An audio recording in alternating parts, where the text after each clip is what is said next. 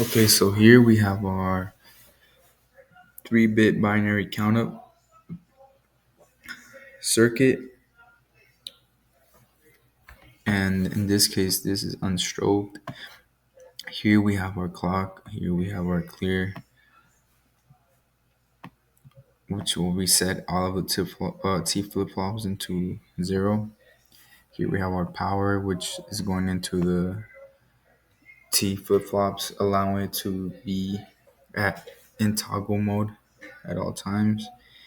And you can see these T flip-flops are negated, which means that they're high. The output is high when it's going from high to low. When the clock is translating from high to low, that's when the output signal is received. And then here we have our splitter connected to our BCD, so binary to binary decoder, and our 7-segment reader right here.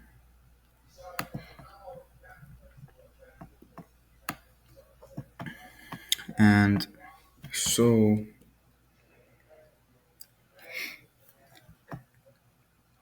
in this case, since it's unstrobed and it's an asynchronous circuit, this means it's gonna have a glitch. In which this case, we go ahead and go to the clock, the frequency 1 hertz. We're gonna go ahead and do single step propagation. And so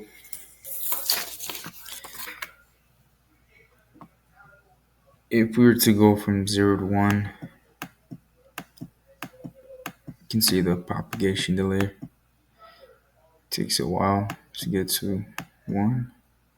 You can see it's going back to 0, which is how you can see the glitch. So it's going back to 0 and then to 1, then finally it goes to 2. But if you can see right here, it's going straight to 3. 2 to 3, there's no glitch. So it means that it doesn't have any glitch going to odd numbers. But if it's going to even numbers, you can see it's not going straight to 4.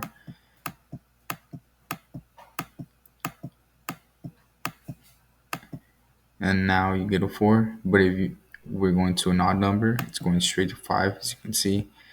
But since it's going to an even number, it's going to take a little longer than even. And then now, since it's an odd number, you can see the glitch. And you finally get a 7. And then to get to 0, you can see how it's glitching.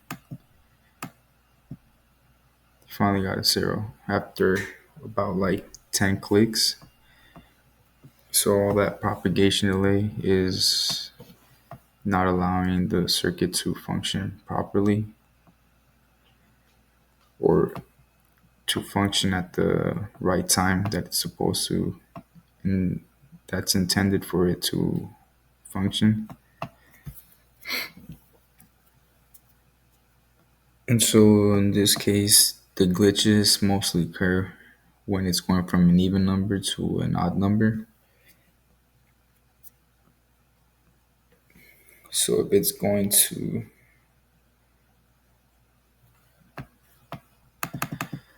can see,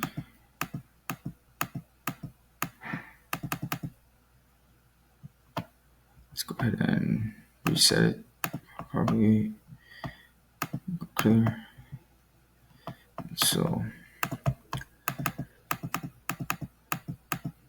1, when it's going to odd numbers, it does not glitch, but when it's going to even numbers, there's a glitch.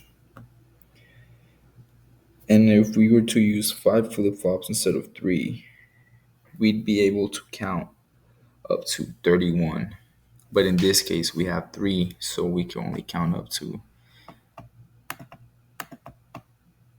7, as you can see right here. Then we'll go back to 0. And so here we have the same circuit, but in this case it's a strobed circuit. In this case, we're using a tri-state buffer and strobing the outputs in order to block out the glitches or prevent the glitches from occurring so the circuit functions properly as it's intended to.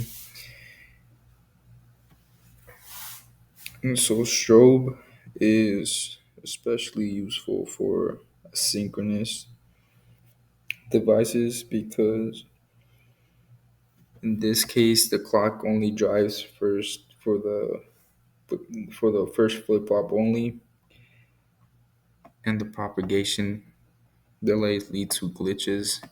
And because the propagation delays are so long, if we were to strobe the outputs, it allows the circuit to catch up and give you the right signals that it's supposed to give you.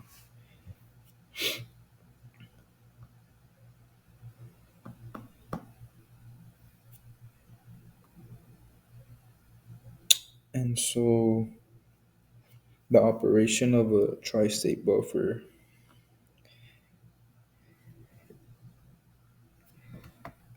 allows it to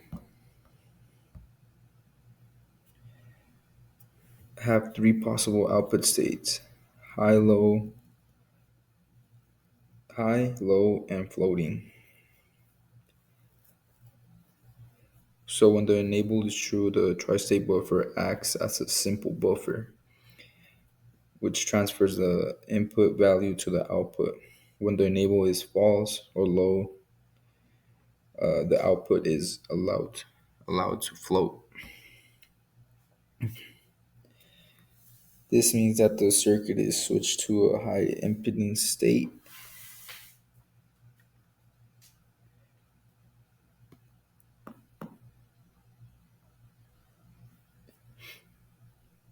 And so it's useful to have a high impedance state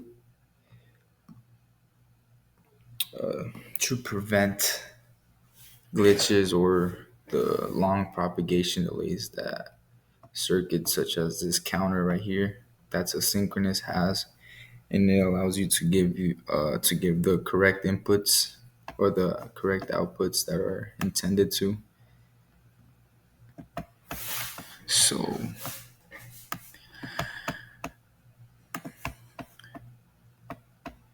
see this case, but you can see. Let's see. Propagate. Turn off clear. Auto propagate. So 1, 3, 5, 7, and then if you were to not it,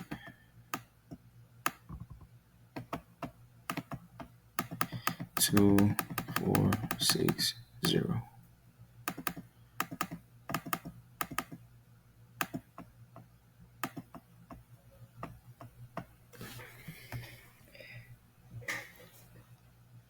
And so high impedance allows it to prevent glitches, and strobing allows the outputs to catch up to the signals that the circuit is trying to give out and receive as well.